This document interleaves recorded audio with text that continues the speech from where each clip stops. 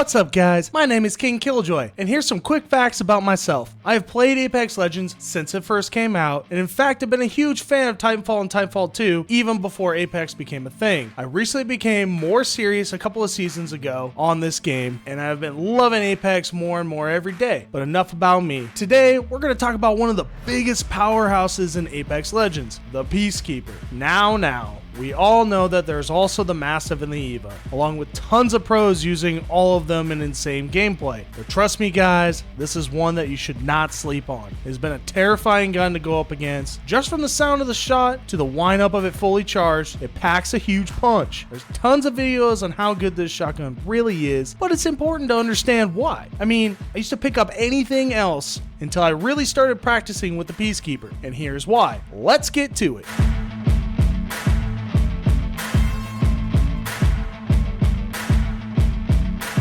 Now, with this shotgun, it takes a lot of patience. Let's be honest, you're not going to master this shotgun overnight. Let's start with the basic info. It's a single fire, 5-round magazine, close range shotgun that if caught with your head in the clouds, can really put you down. With the tac reload of 2.5 seconds, with a full reload time of 3.5 seconds, which is better than the Mastiff for a full reload by a long shot with a 1.03 second per round for a full reload. That's really not that much better, except for when you want that extra rounds for the fight. That's where the Peacekeeper comes out on top. Now, you can have that argument with the dual shell, but the same can be said for the kinetic attachment, which can reload the PK while sliding. That's right, while sliding.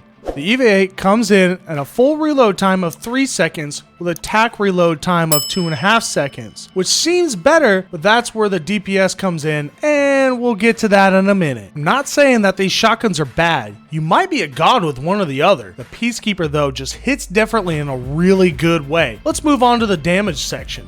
This is where the Peacekeeper really shines. We all have seen all those videos where someone just gets absolutely kissed in the mouth by this shotgun and just gets dropped. Where people don't realize is the fact that it takes a lot of time and practice to hit those insane high damage shots. But it is really rewarding when you do. Starting out, we have its head damage sitting at 124. The highest damage to the head of all the shotguns. Body damage comes in at 99 damage, with leg and arms coming in at 70 damage. I bet right now everyone is at the edge of their seats just wanting to say, well, how can that be? I only hit them for 9. Well, that's where you have to understand the pellets and their pattern. There's 11 pellets per round in a star pattern. Per pellet damage is 9 to the body, 11 to the head, and 7 to the arms and legs. So when you get that annoying 11 or 9 damage pop up, that's because you're only hitting them with 1 pellet. Super annoying, I get it. But this is where you have to practice on using the Peacekeeper correctly. But this is where the good part comes, because if you can hit your shots, it pays off. Say you have white or gray and blue armor opponent. It takes 2 rounds to the body head to take them down. That could be in a blink of an eye. Even at purple and red armor, it still only takes 2 rounds to down someone, 3 to the body to fully knock. It's insane to think about. The fight can be over faster than an Octane or a Wraith can loot your box if you just hit your shots with the Peacekeeper. I'm just kidding. No offense to all you Wraith and Octane mains out there. We all love you. Now, this is where it gets tricky. Headshot damage with a level 1 helmet is sitting at a comfy 121 damage, which we all usually have level 1 on. With the other levels 2, 3, and 4 make it 110 damage. A level 2, 3, and 4 helmet will change the damage to down a red armor full knock of 3 rounds. So